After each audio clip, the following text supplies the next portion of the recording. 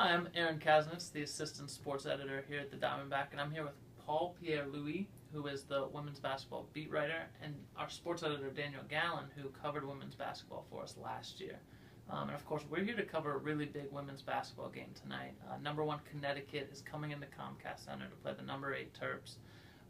Connecticut is obviously the defending champions. The Huskies beat the Terps twice last year, so it really should be a big game. It's a game with national prominence.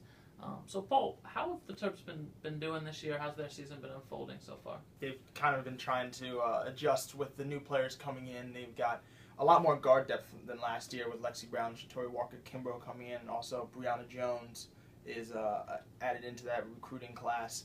And they're trying to adjust. And also you have Lauren Mincy and Brianne Mosley, as well as Tierney Furman and Essex Townsend coming back in from injury.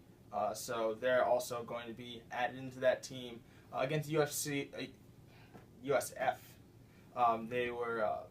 They had some problems getting into foul trouble. Of course, there's new rules added into the NCAA this year, trying to prevent overly physical play.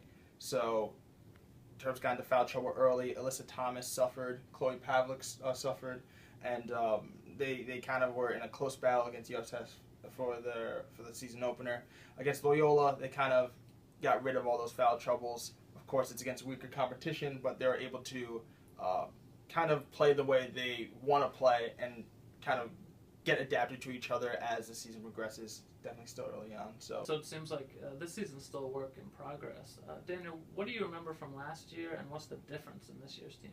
Well, last year the big thing was trying to get used to all those injuries. When Lauren Mincy went down with her torn ACL last year, that came on November 28th. They played UConn December 4th. That was their first game back without her. So there are some kinks in that game. That was also Tierney Furman's first career start as a freshman up in Hartford. And then by the time they got to the NCAA tournament in the Sweet 16, Maryland only had 7 players in their rotation.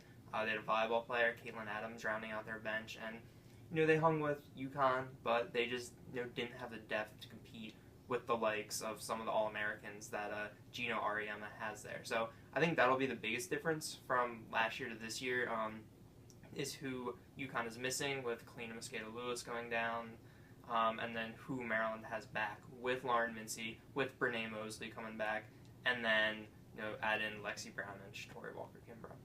So it seems like the playing field's a little bit more even this year. What should we expect tonight? The playing field is definitely more even. Last time they had to play at Connecticut twice. This time they're coming into the Comcast Center. Also, as Daniel mentioned, Kalina Mosqueda-Lewis is going to be out after suffering a nerve contusion at elbow against Stanford, and they're also missing Morgan Tuck, who was an established part of their rotation last year. A little more background on Mosqueda-Lewis. She is a preseason Associated Press All-American.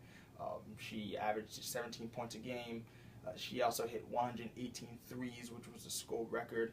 So she is definitely a huge part of that team. Of course, they still have Brianna Stewart, another preseason Associated Press All-American, and they have people coming off the bench. Like against Stanford, Kia Stokes came in, and she performed very well. They also have Bria Hartley at point guard again, who scored 20 points against Stanford. So Connecticut has a lot of talent, and even without Mosqueda-Lewis, it still should be a pretty close one and tough competition for the Terps. Yeah, it seems like it's really going to be a competitive. Daniel, what do you think? I think we're going to be in for a really up and down, exciting basketball game tonight. Even last year when they were only playing 7 players, Coach Brenda Frese really liked to push the ball up and down the court with Alyssa Thomas, running the offense last year with the dearth of depth at point guard. So I think it'll be exciting to see Maryland with a real point guard out there orchestrating.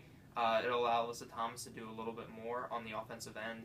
And, I think this could be a really big showcase game for AT. Last year's year was overshadowed by Della Don, Skylar Diggins, Brittany Griner, and now all of those players have gone on to the WNBA.